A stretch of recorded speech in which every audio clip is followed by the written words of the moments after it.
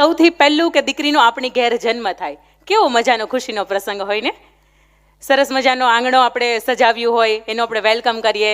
પણ બીજી દીકરીનો જન્મ થાય ત્યારે, ત્રીજી દીકરીનો જન્મ થાય ત્યારે આપણા ચહેરાના જે હાવભાવ હોય, ચહેરાનો જે આકાર હોય ને એ બદલી જાય. ટમટમતા ગાલ હોય ને એ બદલી જાય આપણા. કારણ કે સમાજની અંદર એવું છે કે દીકરી પહેલી કે બીજી જ સ્વીકાર્ય છે, ત્રીજી ન આવવી જોઈએ. અને એમાં આજનો સભ્ય અને થોડોક સમજુ સમાજ.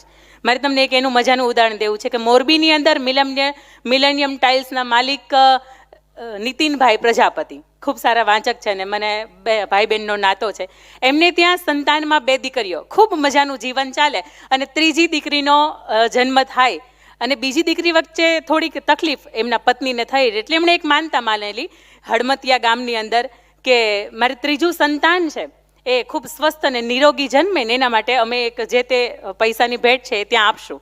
અને ત્રીજી દીકરીનો ખૂબ સરસ મજાનો જન્માષ્ટમીના દિવસે જન્મ થયો. હમણાં આ જન્માષ્ટમી આવશે ત્યારે 3 વર્ષ પૂરા થશે. ત્રીજી દીકરી આવે એટલે હળમતિયા ત્યાં ગયા અને મિત્રો સાથે 1.5-2 મહિનાની દીકરી થઈ એટલે દીકરીને લઈને ગયા અને ત્યાં એની સંસ્થામાં દાન લખાવ્યું કે ત્રીજી દીકરીના જન્મ સ્વરૂપે અમે 2,51,000નું દાન આપીએ છીએ. તમે સમજો, હજુ અધૂરું છે, પછી તાલી વ્યવસ્થિત રીતે વગાડજો કે 2,51,000નું અમે દાન આપીએ છીએ. સરસ મજાનું એનો જે કંઈ પણ વિધિ કાર્યક્રમ હતો એ વંદના હતી એ પૂર્ણ થઈ અને એના જે સંસ્થાના જે આયોજક હતા ને એ લોકોએ એવું કીધું કે કદાચ તમારી ભૂલ થઈ છે, દીકરાની જગ્યાએ દીકરી શબ્દ લખાઈ ગયો છે. ત્યારે નીતિનભાઈ એવું કીધું હતું કે નહીં, દીકરો નહીં, મારી ઘરે ખરેખર ત્રીજા સંતાનમાં દીકરી જન્મી છે ને એટલા માટે મેં અહીંયા 2,51,000નું દાન આપ્યું છે. અને ત્યારે જેટલા વ્યક્તિએ એમને એવું કીધું હતું ને કે કદાચ ભૂલ થઈ છે, એ દરેક વ્યક્તિ ઊભા થયા અને નીતિનભાઈને વધાવ્યા હતા. કારણ કે આજના સમાજમાં આવા પણ લોકો જીવે છે કે જેને પહેલી, બીજી કે ત્રીજી દીકરીથી ફેર નથી પડતો. એ પહેલી હોય, બીજી હોય કે ત્રીજી હોય, દીકરી એ દીકરી હોય છે. કારણ કે દીકરી છે એ લક્ષ્મીજીના સ્વરૂપમાં આવે છે. અને કહેવાય ને કે ભગવાન છે ને જ્યારે દીકરાને કોઈ પણ ઘરની અંદર કે કોઈ માતાના ગર્ભમાં મોકલે ને ત્યારે ભગવાન એને એવું કે જા બેટા તું મોટો થજે અને તારા મા બાપનું તું ધ્યાન રાખજે. પણ દીકરીને કોઈ ઘરની અંદર કે કોઈ પરિવારની અંદર મોકલવાની હોય ને ત્યારે ભગવાન એવું કે જા બેટા ચિંતા ન કરતી, તારા મા બાપનું ધ્યાન હું રાખીશ. આ દીકરી છે. એના પછી દીકરી થોડીક મોટી થાય, સાહેબે હમણાં વાત કરી કે પાંચી કે રમતી હોય, કૂવાની કાંઠે પાણી ભરવા જતી હોય, નદીનું સખીની સાથે પાણી ભરવા જતી હોય, આંબલા પીપલાની ડાળે રમતી હોય ને દીકરી 10-12 વર્ષની ઉંમરની થતી હોય ત્યારે એક ખૂબ મજાનો પ્રસંગ મારે આપણા કોળી સમાજની દીકરીનો, જો કે 18 વર્ષની અંદર કોઈ નાતપાત ન હોય તેમ છતાંય ત્યાં આપણા માટે ગર્વ થાય એવી 10-12 વર્ષની દીકરી છે. એનો પ્રસંગ કેવો છે કે 1875ની અંદર જ્યારે અંગ્રેજો છે એ ભારતની અંદર આવ્યા અને એમાં સૌરાષ્ટ્રમાં મહુવાના દરિયામાં થઈને સૌરાષ્ટ્રમાં આવ્યા ત્યારે અમરેલી બાજુનું કેરાળા અને વિઠ્ઠલપુર નામનું ગામ એ સમયે અસ્તિત્વ હતું, એ ગામનું એ નામ હતું એનું. અને એ ગામની અંદર એ અંગ્રેજ ગોરા હતા, એ ઘોડે સવાર થયા અને આ 10-12 વર્ષની દીકરી હતી, દીકરીનું નામ મને ખાસ યાદ નથી, એના સહેલીની સાથે એ સખીઓની સાથે પાણીના ભરીને આવતી હતી અને જેવી આવતી હતી ને અંગ્રેજ ગોરાની નજર એ દીકરી માથે પડી એટલે અંગ્રેજ ગોરાને એવું હતું કે હવે તો આપણું ઘરનું જ છે, આપણે આપણું રાજ છે, આપણે ઈચ્છે એવી રીતે ચલાવી શકીએ. એટલે એ દીકરીનું એણે ત્યાં બાજુમાં જઈને એનું બાવડું પકડ્યું.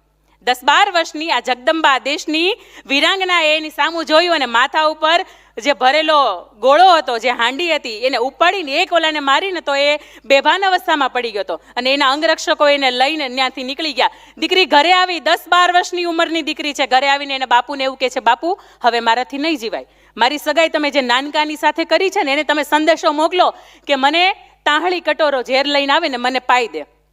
બાપુ કે બેટા એવું તો વળી શું થયું કે તારે ઝેર પીવાનો વખત આવે? એટલે દીકરી એવું કહે છે કે પેલા અંગ્રેજ ગોરો છે ને એને મારું બાવડું પકડ્યું હતું અને મારા ચરિત્ર ઉપર લાંછન લાગ્યું છે એટલે મારાથી હવે નહીં જીવાય. એટલે કે બેટા એમાં આપણે મરવાનું ન હોય, એણે બાવડું પકડ્યું હતું, તે થોડું કંઈ કર્યું હતું. એટલે કે નહીં, તો નાનકાને એવો તમે સંદેશો મોકલો, કાં તો મને ઝેરનો કટોરો પાઈ જાય અને કાં તો જો એના બાવડામાં બળ હોય ને તો એ અંગ્રેજ ગોરો છે એનું માથું અને ધડ અલગ કરી નાખે ને એનું જે રક્ત છે ને એની અંદર ચૂંદડી મારી બોળે અને પછી મને ઓઢાડવા આવે તો મારાથી જીવાશે, ત્યાં સુધી મારાથી નહીં જીવાય. આ 10-12 વર્ષની દીકરી છે ને એની ખબર છે કે મારા ચરિત્ર ઉપર દાગ લાગે ને તો આપણાથી જીવાય નહીં. ખાસ અહીંયા બેઠી છે ને દીકરીઓને કેવું છે, કોક આડી આપણી નજર કરે ને તોય તે એની સામે કદાચ હોળી રંગની ખેલવી પડે, રક્તની હોળી રમવી પડે. જો તમે સાચા હોય ને તો રમવામાં વાંધો નથી. આ દીકરી માટેની ખાસ કેવી છે કે બેટા ચારિત્ર ઉપર દાગ ન લાગે ને એવું નિષ્કલંક જીવન છે એ જીવીને જજો. એના પછી ત્રીજો તબક્કો આવે છે કે દીકરી 10-12 વર્ષની ઉંમર વટાવે છે અને 15 વર્ષની 1.5 દાયકાની થાય છે. અંદર 15 વર્ષની દીકરી હોય એની સામે એમ કહેવાય ને કે બાપની સામે તમારે દીકરો ઊભો હોય ને તો બોલી લેવાની છૂટ હોય, બાપને જે કંઈ પણ કહેવું હોય કહી દેવાની છૂટ હોય, પણ દીકરી સામે ઊભી હોય અને તમારાથી દીકરીની સામે બાપની વિરુદ્ધમાં ન બોલાય અને બોલો ને તો દીકરી છે એ સહન પણ ન કરે. આપણું સૌરાષ્ટ્ર છે, અહીંયા અમરેલી છે, એની બાજુનું લાખાપાદર ગામ ખ્યાલ હશે આપણને.